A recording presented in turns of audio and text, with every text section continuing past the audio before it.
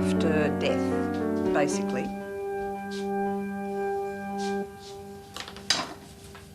It's people who have died by whatever means, whether it's suicide or murder or decomposition. If there's a mess left behind, we clean it up.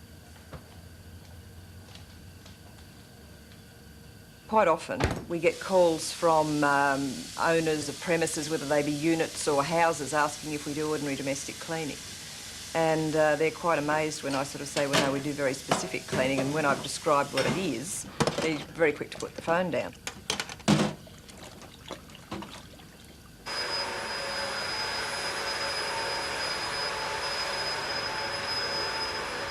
Originally, I did it because it was money.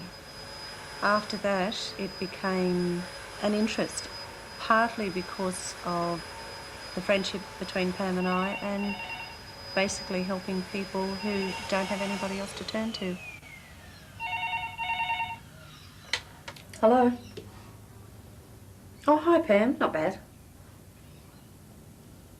Tonight? Yeah, not a problem. What is it? So how long do you think it'll take you to get here? Okay. All right, well, I'll see you then. Bye. I'll never forget poor Marilyn's first initiation into this, this work.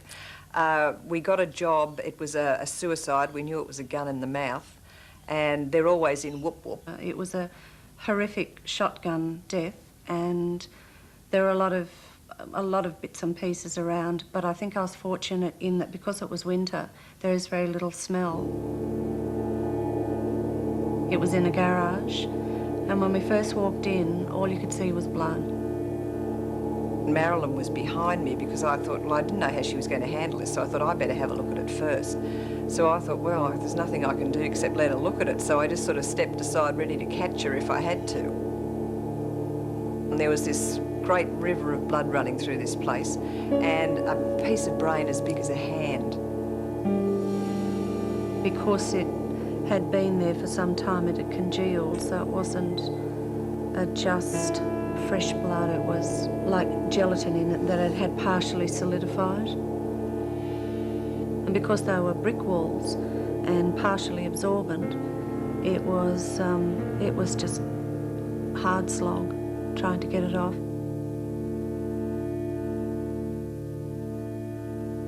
It just amazed me as to how much the human body actually contained and where these parts of the brain and the body actually landed. It was horrendous, the first one.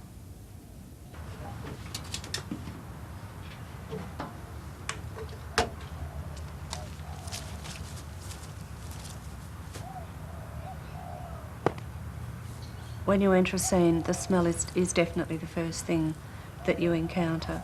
And it's a smell nothing like I have ever encountered.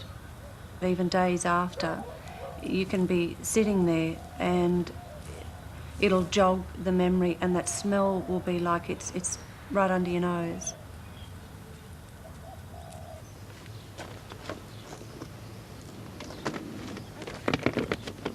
I think I need someone to come and sit on this. Oh, this is the box where you need the light weight to close it, isn't it? Let me help you. That's the one. There we are. That's why I asked you. Oh, thank you then. That's right. The hardest stains to remove are blood stains, naturally. You managed 3? And often the only way to remove them is with a Stanley knife, particularly if they're in fabric, carpets and things. I mean, everything else is disposed of anyway. Slam this on before the wind gets it. Middle? Yes, middle. Most of our work comes through either police or real estate agents, public trustee.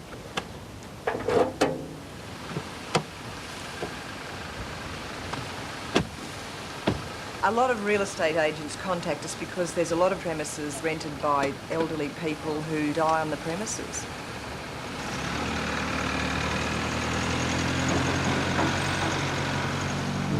One of our jobs was a decomposition, and the lady who died had been actually on an electric blanket that was on for 3 months. We moved the bed and what have you, and when we'd sort of done that, there was all this serous liquid on the floor, plus a little hillock of white matter. And I thought, I wonder what the white matter was. Anyway, I sort of, my boot just touched a little part of it and I nearly broke my neck. And I thought, oh my goodness, it must be fat, I worked out. The fact that she could be dead for so long and nobody really bothered. I mean, it was only the smell that alerted people to the fact that she wasn't with us anymore. And I thought that was very sad.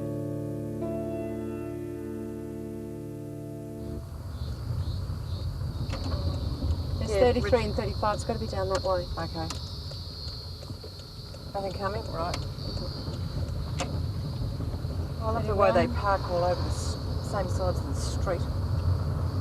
You're just worried about the tram. I know. Right, that's 29, that's 27. It's got to be getting close. 25. It's got to be that one there. Oh yeah, here it's in the gutter. Okay.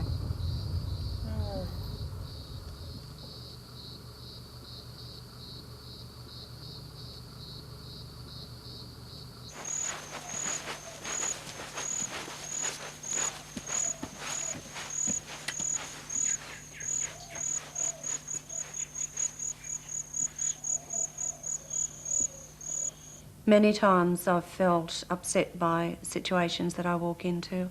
Most of the time it's because when I walk in and I find how people live, you know, or basically how they didn't live, and the sadness that they must have endured, it breaks your heart. I think the toughness comes from the fact that you have had a nursing background. So, you know, you're used to sort of people in distressful situations, and it's the fact that you're able to help that carries you through.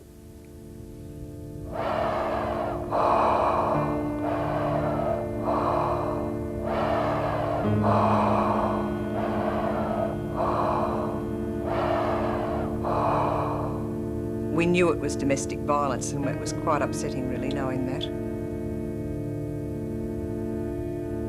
Most of it had taken place in the kitchen, but they'd obviously run through the house as well.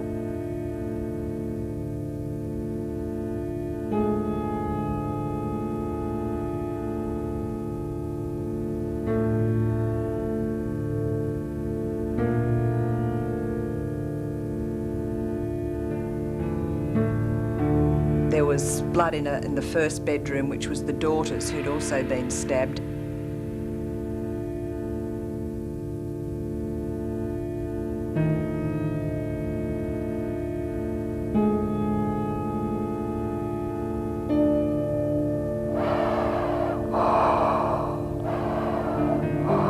The kitchen was had a lot of graphite and blue dye, which was from the police because they're looking for fingerprints and bloody footprints.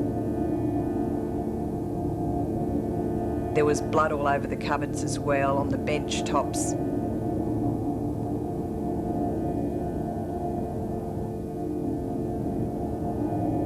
And there was a wall phone, and the O had the blood stains all over it, so obviously the wife had tried to call 000 but hadn't made it.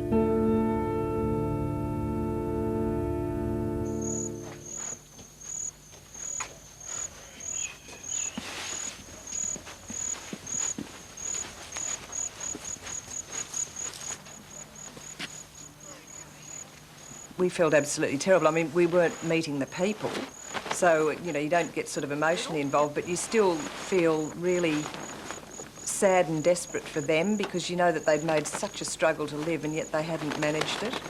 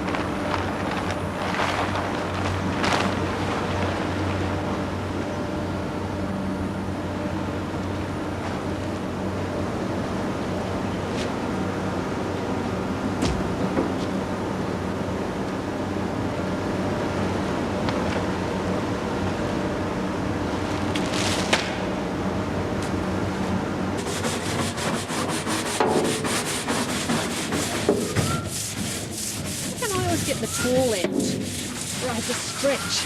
Oh, stop whinging. Are you ready with the tail? Don't wet me. When you go into some of these scenes, you actually learn in a short space of time that you're in there doing the cleaning more than their relatives probably ever knew about them or ever will. I think that's pretty good, actually.